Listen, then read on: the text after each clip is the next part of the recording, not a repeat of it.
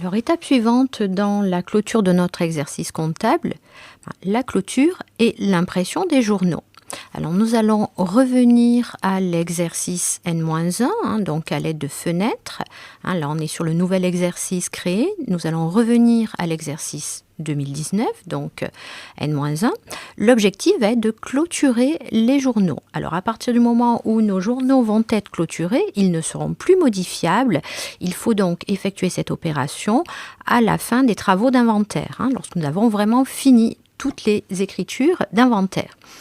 Donc, nous allons aller sur Traitement et nous allons aller sur Clôture des journaux.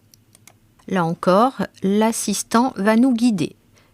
Donc, première étape, le logiciel nous demande quel type de clôture nous voulons faire. Alors, on peut faire une clôture sur une période uniquement, un mois spécifique.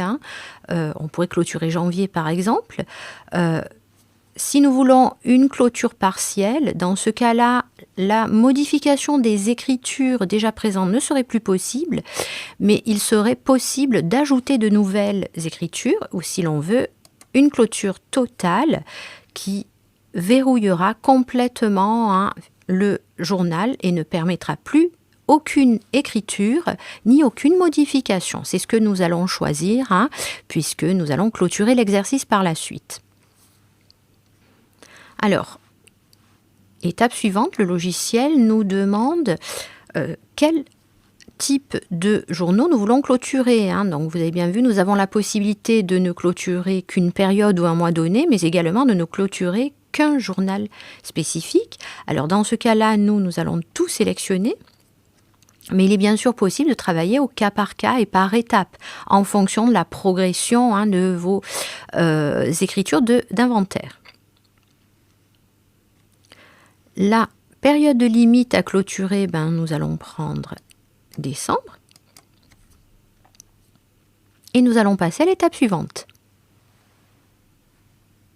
Alors, l'impression des journaux est obligatoire pour les clôturer. Donc là, le logiciel me demande si je veux imprimer tous les journaux ou les journaux non encore imprimés. Alors, j'ai fait quelques impressions durant les vidéos que nous avons fait ensemble, mais dans le doute, je vais lui demander d'imprimer les journaux non encore imprimés.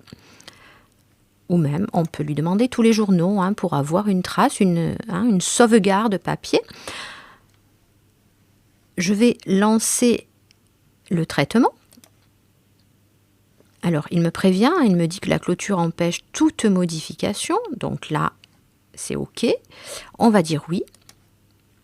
Alors là, le logiciel lance la fenêtre d'impression. Je vais à nouveau générer un fichier PDF pour ne pas être bloqué dans les traitements suivants. Je valide et je vais, impression des journaux, je vais mettre ça dans mon répertoire clôture avec le bilan et le compte de résultats que j'ai sauvegardé dans la vidéo précédente. Et j'enregistre. Voilà, donc c'est fini. Nous allons aller voir un petit peu comment ça a impacté nos écritures et nos journaux. Allez, nous allons retourner sur Traitement, Journaux de saisie. Et là, nous pouvons remarquer que tous les journaux qui étaient ouverts et pour lesquels il y avait un petit crayon qui signifiait qu'ils étaient en cours de modification, nous avons maintenant un petit verrou, un petit cadenas, qui signifie que ces journaux-là sont totalement clôturés. Alors, je peux aller voir les écritures, mais plus rien ne sera modifiable. Et vous voyez que je ne peux plus saisir aucune écriture. Si je me positionne sur une ligne, je ne peux plus modifier. Plus rien n'est modifiable. Mes journaux sont complètement clôturés. Voilà. Le fichier de l'entreprise Solenza est maintenant prêt pour la clôture d'exercice.